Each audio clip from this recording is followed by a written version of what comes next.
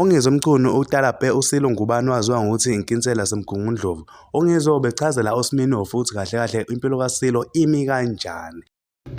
Hey, uSminofu wena mgudoyi wena ngithi mina kuwe le hlukana nokubiza uSilo ngesigwili. uSilo umfana wakwaNgubane owudriver kamfowabo omdala oyisigwili.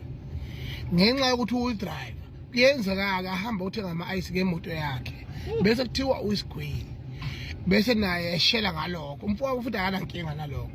uSilo akaqualify ngisho ukuphatha lenja ayiqualify ngisho ukuphatha ikhiza courtroom makuthiwa kunomsebenzi kwaNgubane.